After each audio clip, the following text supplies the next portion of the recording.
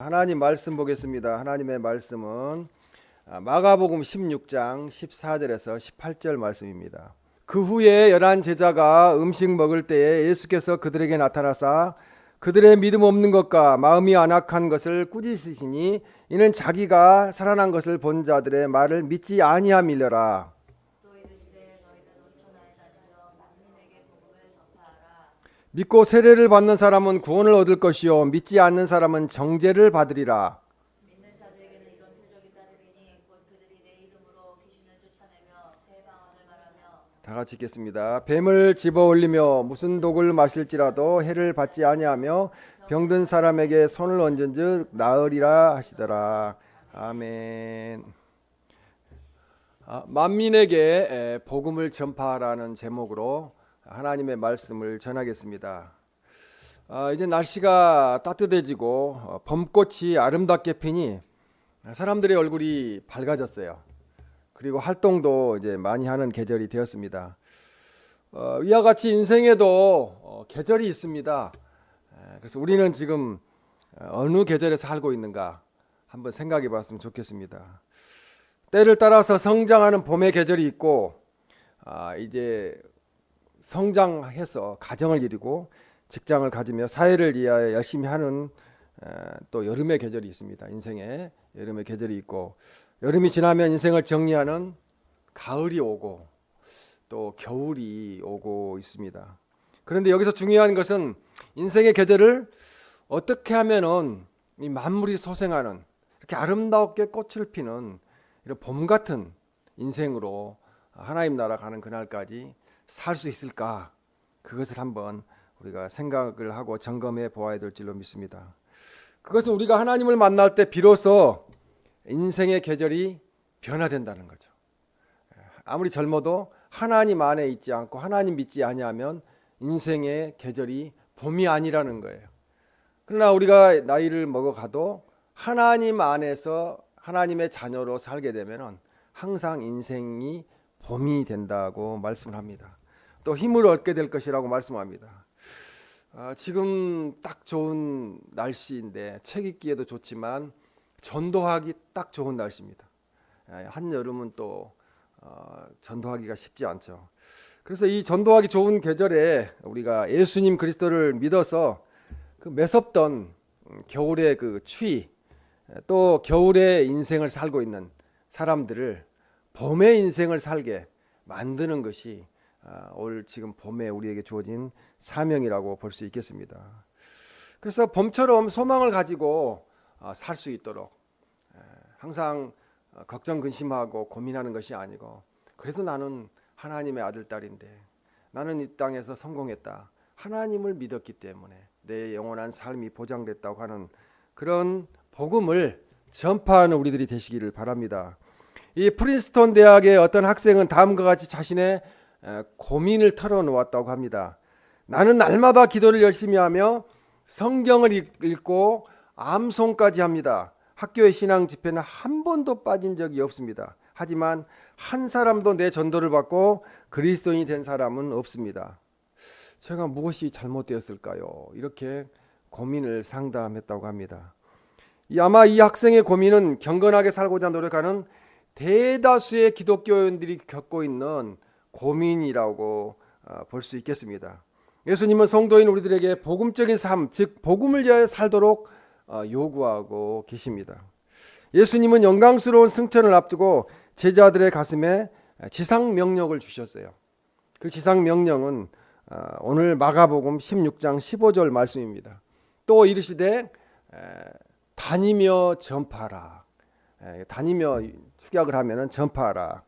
이것은 전도 명령이에요. 또 선교 명령이기도 합니다. 선교는 탁상에서 되어지는 것이 아니고 움직이는 선교가 되어야 된다는 거죠. 그래서 다니면서 전파해야 된다는 거죠. 그렇게 해야 됩니다. 그래서 오늘 주신 하나님의 말씀 만민에게 모든 사람에게 복음을 전파하라는 제목으로 말씀을 드릴 때 우리가 선교의 사명을 다시 한번 점검해보고 입을 열어서 영혼 구원을 위한 복음 전도 선교에 힘쓰는 우리 모두가 되시기를 주님의 이름으로 축원합니다. 아멘. 첫째로 이 온 천하에 다지며 만민에게 복음을 전파하라고 명령을 하셨습니다. 그래서 마가복음 16장 14절에 보면은 믿음 없는 것과 마음이 안악한 것을 꾸짖으시니라고 말씀합니다. 지금 이 세대가 그렇습니다. 믿음이 없고 마음들이 되게 다들 악한 상태에 놓여 있습니다. 그래서 그날 저녁 예수님은 제자들의 음식을 먹을 때 11제자에게 나타나셨어요. 부활하셔가지고. 그날 그리고 제자들이 불신앙과 안약함을 꾸짖으셨다는 거죠. 그냥 안 믿었잖아요. 베드로도 무덤에 달려가서 보고 그냥 집으로 갔다고 그렇게 돼 있어요. 안 믿었어요.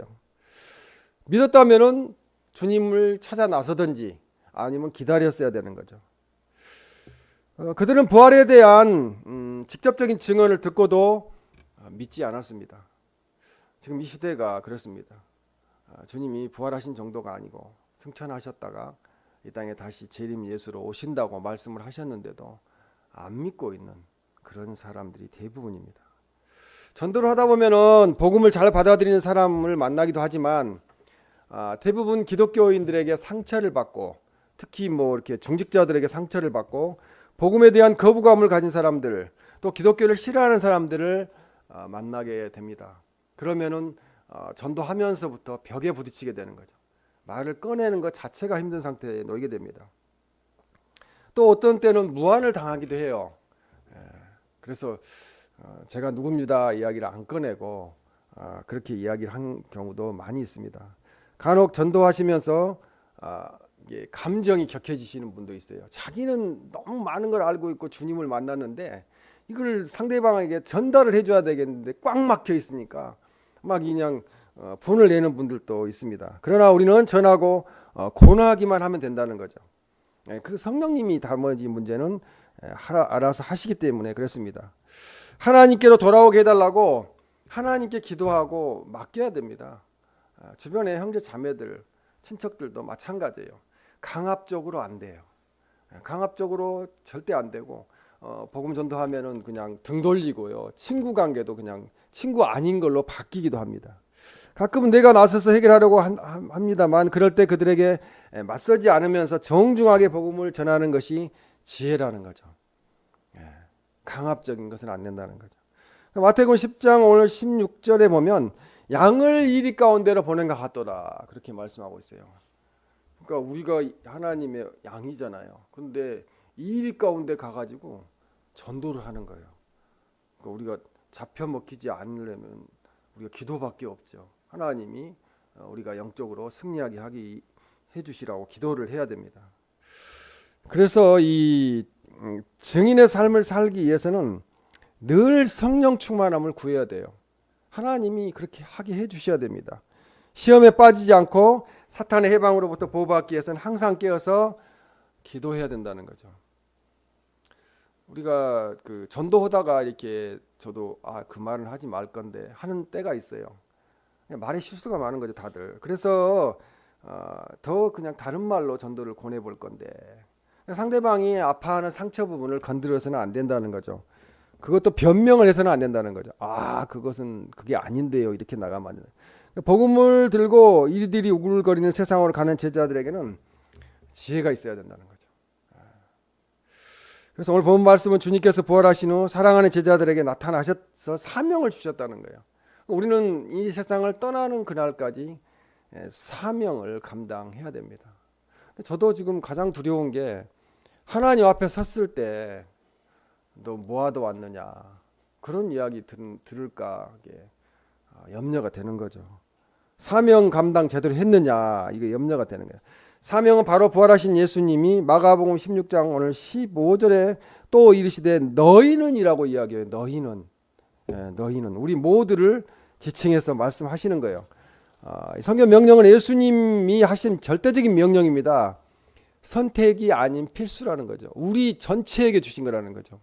뭐 학과 공부는 이걸 듣기 싫으면 다른 걸 들을 수도 있잖아요. 전공 선택 같은 경우는. 그러나 이런 전도나 선교는 그렇지 않다는 거죠. 왜냐하면 하나님의 백성이 하나님의 백성으로 다 돌아오면은 세상 역사는 끝나기 때문에 그래요. 전도가 우리가 천국을 빨리 가고 싶으면은 전도 선교를 많이 해서 빨리 백성들이 하나님께로 다 돌아오면은 하나님 나라가 열리게 되겠죠. 그래서 복음 전파는 예수님의 지상 명령입니다. 부활하신 예수님은 하늘과 땅의 모든 권세를 가지고 계시다고 그렇게 말씀을 하셨어요. 그래서 마태복음 28장 18절 20절 말씀에 보면 하늘과 땅의 모든 권세를 내게 주셨다고. 예수님이 받은 이 권세가 우리에게 주어졌어요. 그래서 19절에 가서 제자로 삼아 세례를 베풀고, 또 20절에 분부한 모든 것을 가르쳐 지키게 하라, 이렇게 말씀합니다. 이건 주님의 명령이에요. 그래서 이 전도는 해도 되고 안 해도 되는 게 아닙니다. 세상을 바꾼 100개의 성경 말씀이라는 책이 있어요. 세상을 바꾼 100개의 성경 말씀. 성경 말씀으로 자신의 삶을 바꾼 99명의 인물들의 삶을 요약하고 있어요. 100개인데 왜 99명일까요? 박해자에서 전도자가 된 사도 바울, 그리고 땅콩 농부에서 대통령이 된 지미 카터에 이르기까지 삶의 거듭남을 가능케 했던 등불과 같은 말씀을 99명을 들어서 설명하고 있습니다. 그들은 자기 힘이 아닌 하나님의 말씀으로 변화된 장본인들이라는 거죠. 우리의 힘으로는 변화될 수가 없어요. 실수가 많죠. 사람은 실수가 없는 사람이 없어요. 이 책은 그래 마지막 100번째 사람을 정하지 않았어요. 99명만 소개하고 있어요. 근데 그 마지막 100번째 사람이 누구냐면은 바로 나고 우리예요. 여러분이에요. 그러니까 마지막 100번째 사람이, 그 책에 들어갈 사람이 우리 중에 모두가 되라고, 그리스도인들이 되라고 말씀하고 있는 겁니다. 예수님이 본문 마가복음 16장 15절에 너희는이라고 했을 때 바로 너희는 누구입니까?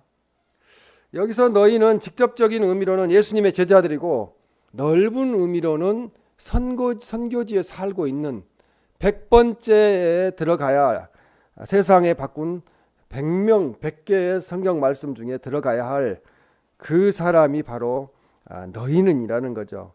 그래서 이 모든 성도와 모든 교회를 향한 선교 명령이 되겠습니다. 그래서 복음 전파는 우리들의 특권이에요. 선택받은 하나님의 자녀들의 특권이에요. 믿지 아니하는 사람이 복음을 전파할 수는 없잖아요. 우리는 특권을 가지고 있습니다. 교회는 이 선교 명령을 받아 복음을 전파하는 기관입니다. 우리는 선교 명령을 하신 예수님의 말씀에 순종해야 된다는 거죠. 거울을 보듯 성경을 보면서 내 영혼을 두드리고 변화를 추구하며 세상을 바꾸는 그런 시작을 하라고 격려의 말씀을 하고 있습니다.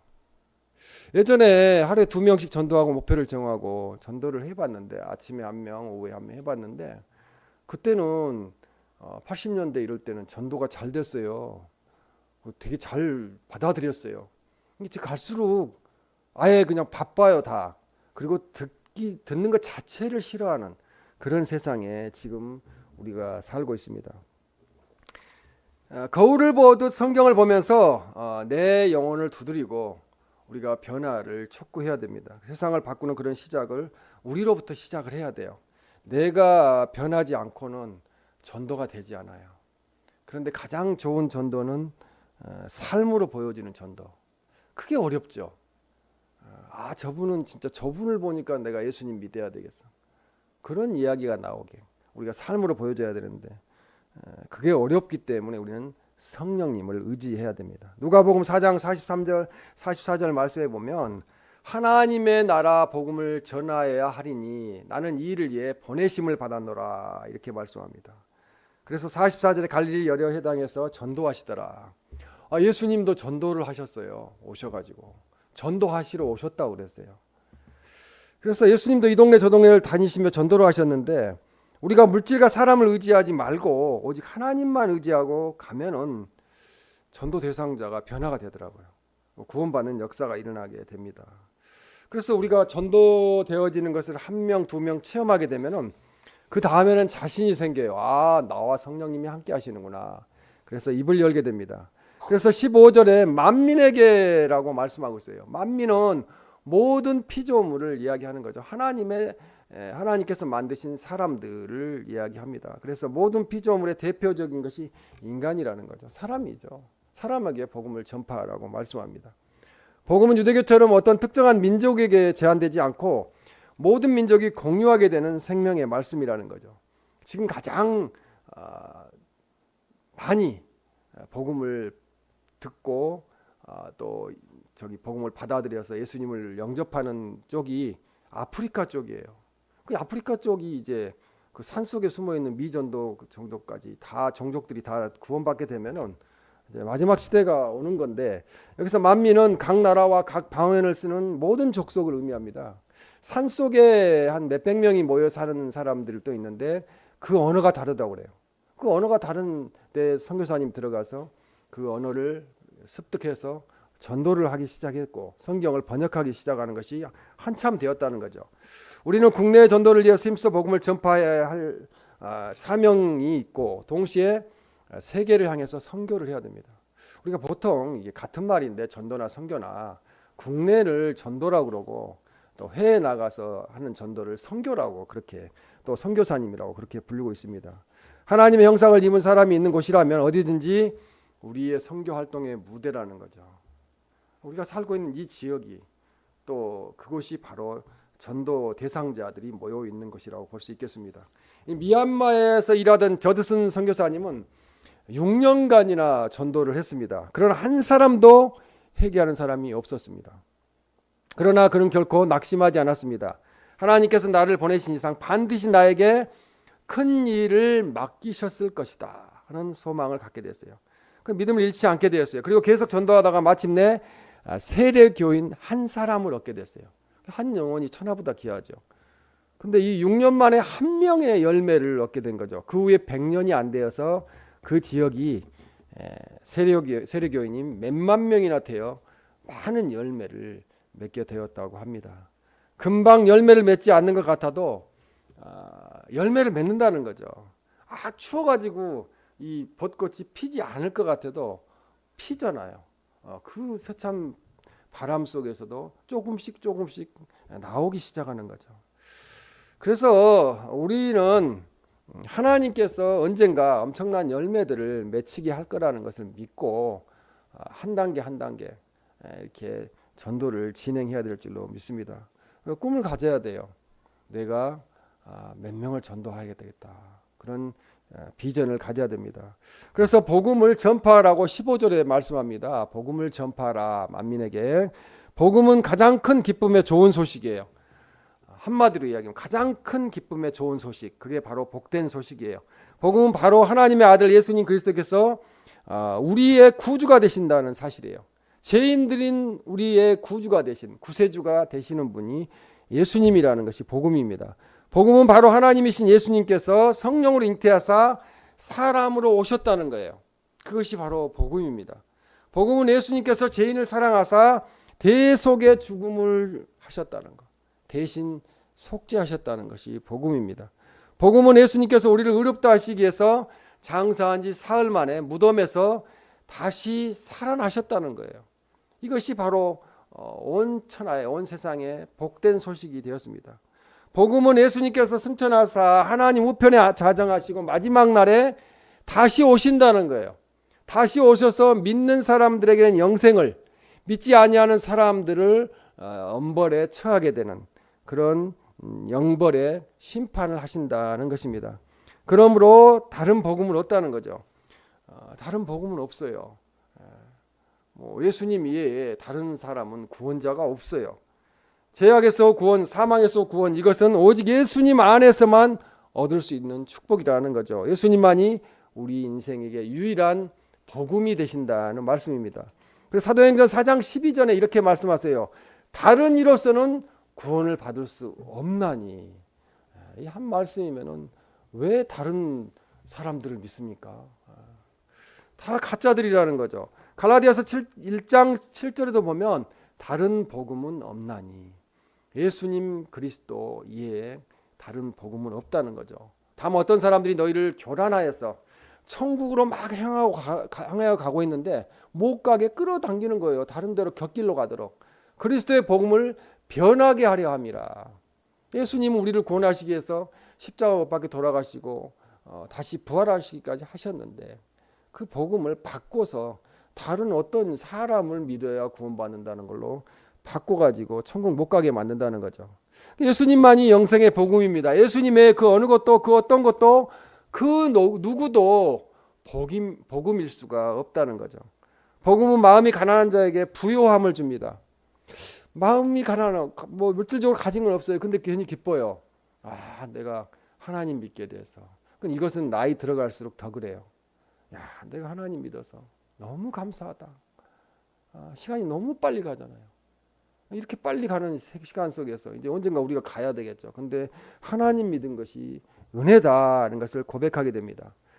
그래서 복음은 포로된 자에게 자유를 준다는 거죠. 죄의 종이 된 사람들, 세상의 종이 된 사람들, 마귀의 종이 된 사람들에게 자유를 얻게 되었잖아요. 우리는 예수님 안에 있기 때문에. 복음은 또 영적으로 눈먼 자를 다시 보게 한다는 거죠. 천국을 바라보게 하잖아요. 예수님을 바라보게 되잖아요. 그래서 복음은 눌린 자를 자유케 합니다. 누가복음 4장 18절 19절 말씀에 보면 이는 가난한 자들에게 복음을 전하게 하시려고 내게 기름을 부으시고 나를 보내사 포로된 자에게 자유를, 눈먼 자에게 다시 보게 함을 전파하며 눌린 자를 자유롭게 하고, 이것 때문에 예수님이 이 땅에 오셨고 세상 끝날까지 예수님의 영인 성령으로 우리와 함께하고 계신다는 말씀입니다. 이런 생명의 복음, 영생의 복음을 우리는 힘써 전하는 우리들이 되시기를 주님의 이름으로 축원합니다. 둘째는 복음을 믿어야 구원을 얻을 수 있습니다. 마가복음 16장 16절에 믿고 세례를 받는 사람은 구원을 얻을 것이요. 믿는 것이 중요하다는 거죠. 그래서 믿는다는 말과 세례를 받는다는 말과 구원을 얻는다는 말을 하고 계세요. 그래서 이 말을 바꾸어 보면 구원을 받으려면 예수님을 믿어야 한다는 거죠.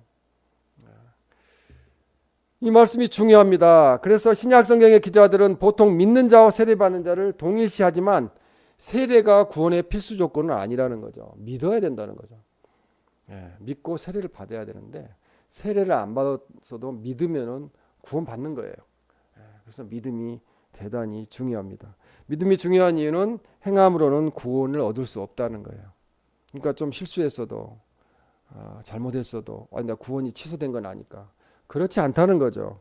이것은 인류 역사상 이미 증명하고 있는 사건들입니다. 그래서 히브리서 1장 12절에 보면 1장 2절에 보면은 이 모든 날 마지막에는 아들을 통하여 우리에게 말씀하셨으니, 이제 마지막이라는 거죠. 여기서 그전에 모든 날 중에 마지막에는, 지금 마지막이에요. 아들 예수님을 통하여 우리에게 말씀하고 계셨고 말씀하셨습니다. 하나님의 구원 계획은 훌륭히 요약해 놓은 것이 지금 히브리서 1장 1절에서 또 2절 말씀이라고 볼 수 있어요. 하나님께서 인류를 구원하시기에 율법과 선지자를 보냈으나 불가능했어요. 율법을 지키는 사람은 없었어요. 그래서 마지막 날에 아들을 예수님을 보내주셨다는 말씀입니다. 근데 주님이, 하나님이 하실 수 있는 일은 다 하셨어요. 남은 것은 지금 우리가 이제 전도하는 일이 남았어요. 아들 예수님을 보내셔서 저를 믿는 자는 구원을 얻게 하시겠다는 계획을 실행에 옮기셨습니다. 오직 예수님만 믿어야 합니다. 복음의 능력을 믿으시기를 바랍니다. 마가복음 16장 16절에 세례를 받는, 이렇게 이야기하는데, 세례를 받아야 한다는 말씀은 그리스도와 함께 십자가에서 죽어야 된다는 거예요. 그래서 예수님과 함께 사는 경험이 있어야 된다는 거죠. 교회는 다녀도 예수님과 함께 사는 경험이 없으면은 그리스도와 함께 죽은 게 아니에요. 내 육신이 죽어야, 내 혈기가 죽어야 내 영이 살아나게 됩니다. 내 육신의 욕심이 죽어야 영원한 생명의 삶이 살아난다는 거죠. 그래서 마가복음 16장 16절에 믿지 않는 사람은 정죄를 받으리라, 이렇게 말씀하고 있어요. 믿지 않는 자는 정죄를 받으리라. 그래서 복음을 믿지 않는 자는 최후 심판 날에 하나님께 정죄를 당할 것이라는 것을 보여주고 있습니다. 그때 주님 오실 때 우리가 정죄받는 자리에 있지 아니하는 것 때문에 기뻐할 수 있어요. 그러나 우리 아는 사람들이, 형제 자매들이 정죄받는 자리에 있다는 것을 보았을 때 우리 마음은 아플 줄로 압니다. 예수님 그리스도가 나의 구주가 됨을 확실히 믿고 주님과 함께 죽고 다시 사는, 그래야 구원 얻는 그런 믿음을 가지시기를 주님의 이름으로 축원합니다. 셋째로 복음에는 능력이 나타난다는 거죠. 우리의 삶에 능력이 나타나야 돼요. 그래야 복음의 능력이 나타나는 겁니다. 아직도 믿는 자들 가운데 귀신의 존재를 부인하는 사람들이 있어요. 마귀가 있어요. 그런데 그걸 부인하는 사람들이 있습니다. 이런 사람들은 복음이 무엇인지를 모르는 사람들입니다. 왜냐하면 성경 66권은 수없이 귀신에 대해서 사탄에 대해서 말씀하고 있기 때문에 그렇습니다. 마가복음 16장 17절에 보면 내 이름으로 귀신을 쫓아내며 이렇게 이야기합니다. 예수님의 이름으로 귀신을 쫓아내게 됩니다. 귀신은 예수님의 이름으로만 쫓겨납니다. 이 능력은 복음을 전하는 자에게 특별하게 주어진 무기가 이 귀신을 쫓아내는 무기입니다. 또 새 방언을 말하게 됩니다. 마가복음 16장 17절에 새 방언을 말하며, 그래서 창세기 11장에 보면 바벨탑 사건이 나오는데 인간의 불순종을 보여주는 극치라고 할 수 있어요. 지금도 바벨탑을 쌓고 있잖아요. 갈수록 높아지잖아요. 인간의 교만이 높아지고 건물들의 높이도 높아지고 사람들이 불순종하는 것도 높아지고 있습니다. 그 결과 하나님은 언어의 분열이라는 형벌을 주셨는데, 언어를 연구한 학자들에 의하면 언어의 족보를 추적해 보니까 인류의 언어는 본래 하나였다는 거예요. 비슷한 게 많아요. 히브리어하고 우리나라 언어하고도 되게 비슷한 게 많아요. 근데 요즘 일본어 들어보니까 일본어하고 우리나라 말하고도 되게 비슷한 게 많아요. 그러니까 원래 언어는 하나였다는 거죠. 근데 다른 나라 언어 공부하는 건 너무 힘들어요. 우리나라 사람들 영어를 뭐 엄청 몇십 년을 공부해도 영어를 잘 못하잖아요. 언어만 통일되어 있다면 공부하는데 엄청난 시간과 돈이 절약될 거라는 거죠. 그런데 복음을 전하는 자에게 언어를 통일시켜 주셨어요. 그것이 뭐냐면은 마가복음 16장 17절에 새 방언을 말하며라고 말씀합니다. 이 방언은 하늘의 언어로서 만국 공통의 언어예요. 그것이 바로 하나님의 말씀이에요. 하나님의 말씀. 근데 이게 다른 나라 언어로 해도 하나님 말씀을 이렇게 전하면요, 귀에 들어오는 것 같아요. 용어도 마찬가지예요. 그래서 새 방언은 형벌로 주신 언어의 분열을 회복시키겠다는 하나님의 약속이라는 거죠. 그래서 뱀을 잡으며 또한 무슨 악한 독을 마실지라도 해를 받지 아니할 것이라고 그렇게 말씀하고 있습니다. 그래서 영적으로 우리는 이 말씀을 해석해야 되는데, 뭐 뱀을 집어 올리며 하니까 뭐 진짜 뱀을 집어 올리면 물리죠. 그러면 독사를 집어 올리면 죽을 수도 있죠. 뱀과 같은 사악한 생각이나 독과 같이 정신세계를 파괴하며 인생을 망치고 지옥으로 끌고 가는 사상들이 많은데, 그것이 이제 영적으로 해석하면은 그것을 우리가 다 타파할 수가 있다는 거죠. 복음 전도를 하면은 복음을 알게 되잖아요. 그러니까 우리가 먼저 거기에 전염이 되지 않고 복음 안에 거하게 됩니다. 그런 사람들에게 이제 예수님의 복음이 들어가면 믿지 아니하는 사람들이 완전히 변화되는 거예요. 근데 확실히 하나님께서 선택하시는 분은 있어요. 그래서 전도를 했는데 긍정적으로 막 스펀지에 물을 빨아들이듯이 흡수하는 사람들을 만나게 될 때가 있어요. 그것은 이미 그분을 하나님이 선택하고 계시다는 거죠. 1982년 일본 NHK 방송이 실시한 여론조사에 의하면 당신이 지금 종교를 갖는다면 어떤 종교를 갖겠습니까? 라고 질문이 있었습니다. 이 질문에 대한 응답자의 36%가 기독교를 갖고 싶다고 이야기했어요. 1982년에. 한참 지금 30년이 40년입니까? 이거 시간이 이렇게 지나버렸죠. 그런데 지금 일본의 기독교인은 전체 인구의 몇 퍼센트냐면은 1%도 되지 않는다는 거예요. 1982년에 36%가 기독교를 갖고 싶다고 그랬는데 말로만 했지 안 갖는다는 거죠. 35%는 갖지 않았다는 거죠. 물론 그때 대답했던 사람들이 단지 기독교의 예형적인 면만을 보고 응답한 것일 수도 있습니다. 또한 우리가 전도가 부족해서 그렇게 아직까지 그들이 복음을 믿지 못하는 그런 상황에 놓여 있을 수도 있습니다.